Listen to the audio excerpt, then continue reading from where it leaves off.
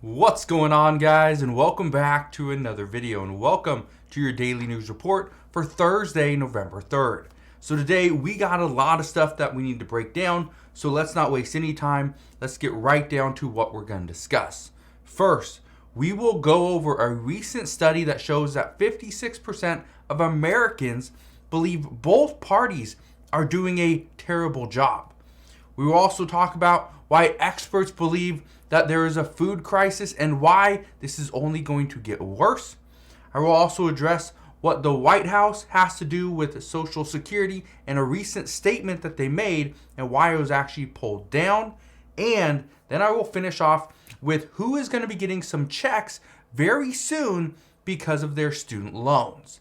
This is different from the student loan forgiveness because some people will actually receive a check. I want to address what's going on there. But first, here's all I want you to do. Spend 2 seconds, go ahead, hit that like button, and also consider subscribing if you want to stay up to date on everything that is going on within the US economy. And as always, if you are here for a specific piece of information, I will timestamp this video. So make sure you go down to that little scroll bar, find where you want to actually watch, and go to that specific section. You do not have to watch this entire video. And if you do enjoy that, again, make sure you go ahead and hit that like button. But let's continue. So in a recent study that was done by the Pew Research Center, they say that they have found that 61% of US adults found that the Republican Party is unfavorable. That's 61%. 57 believe the same way regarding the Democratic Party. But here's the thing. 56% of Americans believe that both parties do such a poor job that another major party is needed. That is huge. But here's why. And follow me with this for a second. Let's just use our current situation. Right now, Republicans are the slight favorite to pick up seats in this upcoming midterm election, which is just 5 days away. But why? Here's what you need to know. Right now, Democrats' inability to bring down inflation, this is causing voters to look for the other party because they're thinking, well, the other party can't do any worse, right? Republicans can't do any worse than what we are doing right now. So what do? Well, in this case, we got pretty much two major parties, Democrats and Republicans. So you vote Republican. Even though your views may not align with the Republican agenda, you still vote Republican because you're thinking, well, they can't do any worse, right? They can't do any worse, so why not just go to the next party, right? Well, let's go back a few years. When the Trump administration was in office, many people didn't like the way that former President Donald Trump conducted himself. They didn't like that he was golfing all the time. They didn't like the way he handled the virus situation, right? So when the elections came around, millions of people voted against that party. Not specifically the person. Some obviously did, but they voted against the party. Many said that they only had two choices. That's why they went with President Joe Biden, because it was Donald Trump or Joe Biden. Well, we knew what former President Donald Trump was doing. Well, maybe it couldn't get any worse, so we went with President Joe Biden. And this is what we got. So here's the thing. When you only have two choices, do you really have a choice? Because you are currently with one. And again, like many people say, the grass isn't always greener on the other side, but many people don't believe it. So many people right now want to see another major party. The only problem is this would take quite some time. So we will see what happens moving forward. And let's talk about the food crisis and why this is potentially going to get worse. Well, according to many farmers and CEOs of large corporations and analysts, they say that the U.S. harvest has been so bad, so poor this year and last year that it is putting a lot of pressure on the global food supply for years to come. They are saying that this is in part due to Russia and Ukraine, due to inflation, the drought here in the United States, and global tensions as well. But according to experts, the worldwide crop supply will remain tight for years to come. And it's going to take about 2 years or more of good harvest in both North and South America in order to ease these pressures. That puts us under an immense amount of pressure because now we have to produce. But here's the problem. The problem with this is that we are projecting for good harvests.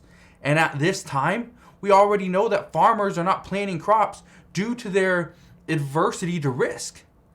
Why would a farmer take money, put it into an investment into their farm, right, to plant their crops, buy fertilizer, whatever they need to do for water, right? They got so many issues here. Why would they do all this stuff and invest into the future when they are struggling now? Many are not planting. I've talked to a handful of farmers, and they're all telling me the same thing, that they're either selling their farm, they're actually pulling back, they're not investing into it, they're going to sell off parts of their farm, right? Because they need the money now. They're not going to invest into the harvest for next year. So we're going to see what happens there.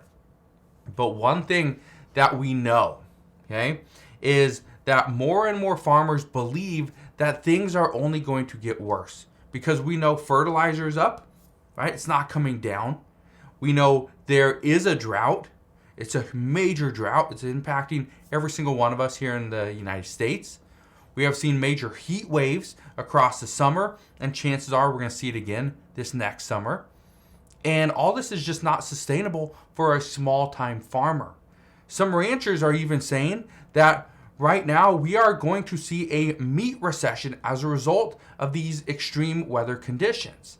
And if we have a meat recession, and again, I love red meat, okay? Or any type of meat, love it. Absolutely love it. But here's the thing. If we are producing less meat, we're also producing less, fruits and vegetables. What are we going to eat? What are we going to eat? And while we're talking about food and things just getting more expensive, let's talk about what the White House had to say on Twitter regarding Social Security just the other day. The White House on Tuesday put out a tweet saying this: seniors are getting the biggest increase in their Social Security checks in 10 years through President Biden's leadership. That's what the tweet said. Now, let that sink in, okay?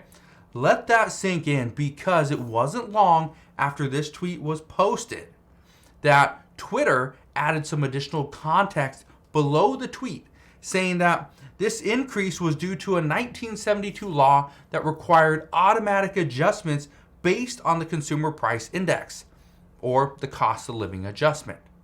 And after that additional context was added, this tweet received a bunch of negativity from the American people. But what happened next was very telling. The White House removed this tweet, saying that it was because it was incomplete. That's what the White House said. The White House press secretary also came out and stated that this was missing context, such as how this cost of living adjustment is going to give seniors some additional breathing room. So now they can afford food, they can afford gas, and just overall energy prices. And that it didn't talk about why the cost of living adjustment is so vital. At the same time, when you have a couple Republican senators looking to reduce or eliminate Social Security entirely. So this is what the White House came out and said. But this is what you need to take away from this.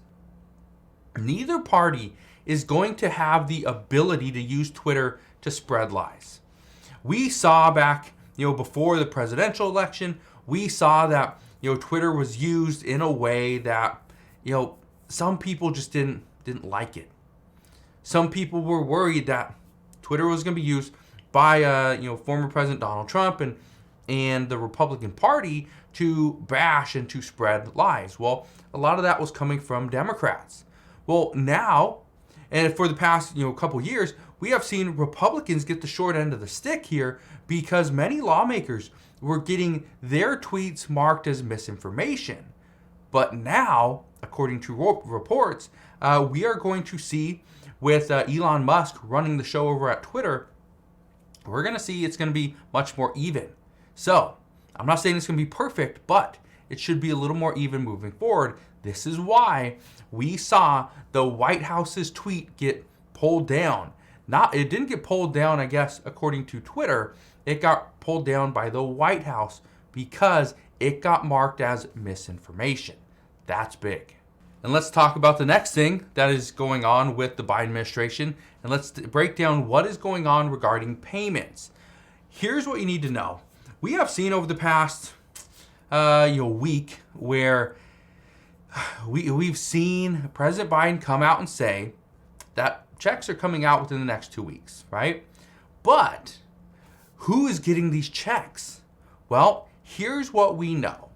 And here's where the checks are coming from. According to the Biden administration, anybody that made a payment to their student loans in the past 2 years will get that money back.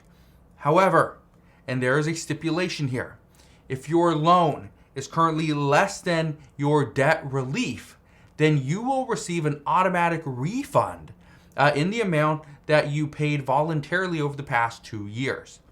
And these payments they start on, I believe, March 13th, 2020, all the way through December 31st, 2022. So whether you made one payment, you made 20 payments, it doesn't matter. You can get that money back. Now, I've been getting a bunch of questions over the past week, pretty much asking, hey, I've been hearing that a check's coming out. Who's going to get it? Again, President Biden said this last week, but here's the truth. The truth is that checks will be coming out to those borrowers that made payments over the past 2 years.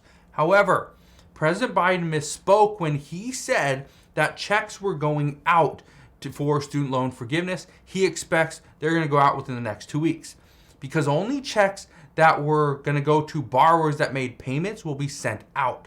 That's the only check that will be sent out. The other checks, as far as the student loan payoffs and the total forgiveness, these checks will be issued to the loan servicer when and if the forgiveness starts. Again, you got to keep this in mind. And I say when and if. I believe it's going to happen. And the reason I say when is simply because, well, you got to deal with the courts first.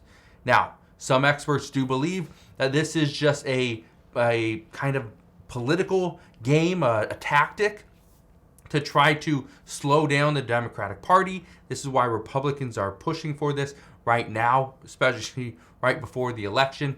But just keep in mind that experts do expect this will all kind of go away and student loan forgiveness will go through. However, it probably will be towards the end of November. So that's what we know at this time. As always, as I know more, I promise, I'll come back on and share all latest news and updates. Again, just want to thank you guys for watching. Have a wonderful rest of your day. Consider subscribing, and I'll see you guys on the next one.